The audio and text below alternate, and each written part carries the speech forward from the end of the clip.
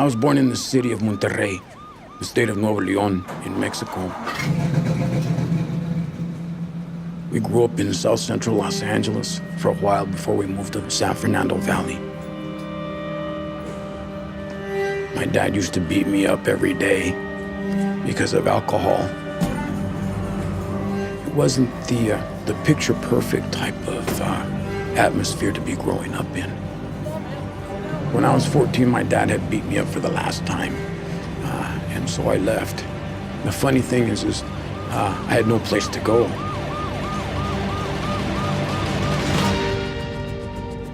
I remember it was maybe the second or third night.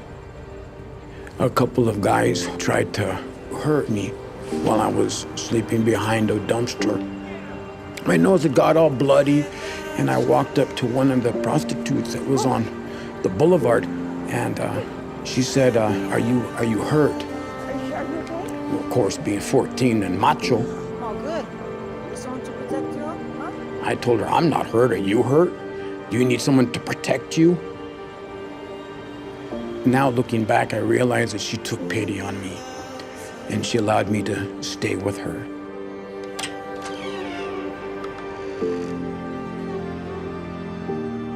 She was a heroin addict, so she introduced me to the needle.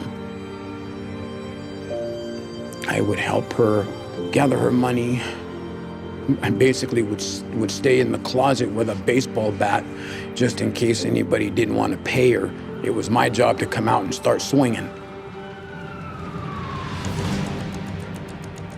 Part of the culture is to understand that you become dedicated to your homeboys, the barrio, that becomes your life.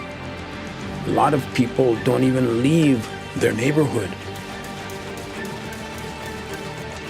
A lot of times it's not that you don't want to leave, it's just you don't know how to leave.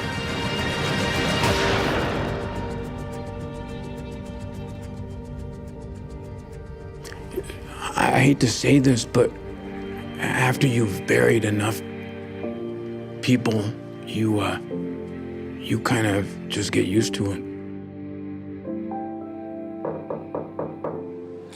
Because my social worker knew that I was getting in trouble, she helped me get into this family. It wasn't a hard transition, really. I knew that I had my own room. I didn't have to come up with rent. I didn't have to pull any licks.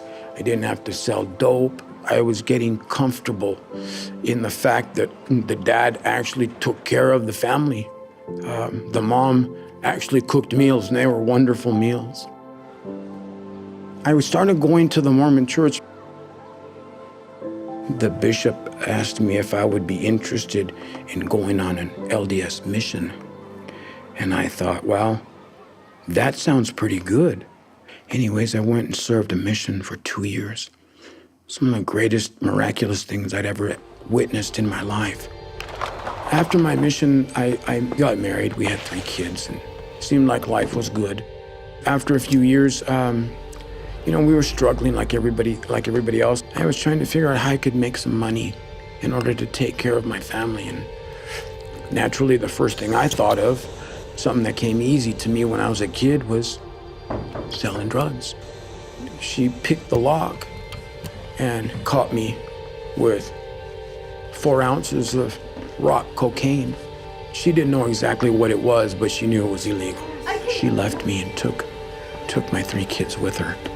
That sent me into a tailspin. I got back into the hood. I got back into gang life. I got back into selling dope. I got back into everything that goes with it. Oh gosh, it lasted for years, for decades. Living the way I had lived for so many years, it was almost incalculable to try and numerically figure out and quantify how many things I had done wrong. The weight of guilt and the feeling of remorse overawed me. I didn't think it was possible to ever get clean. But I remember in the scriptures that the Lord had descended below all things. And certainly, if anything could save me, it would be the atonement. It would have taken a God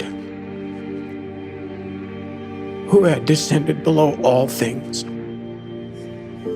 to be able to rescue a soul so rebellious and proud as mine. And so, in order to be able to remove the guilt and the unspeakable horrors and the sorrows that I had been carrying for a lifetime, I knew that it all hinged on confession. I finally found myself in the front of my bishop's door. I knew that I was going to have to share some things that were hurtful, shameful, things that you didn't want other people to know. When I was able to confess all of my sins, it was like I was free from all of that. It was as if I didn't have to carry that baggage anymore. I was happier.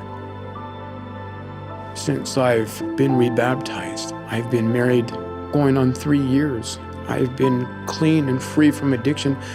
I don't even have the desire to do what I used to do. The Holy Ghost is in my life. I'm able to take the sacrament. My life is good. My life is really good. I want you to know that it is possible to change. I want you to know that it's possible to be forgiven. I want you to know that it starts with confession.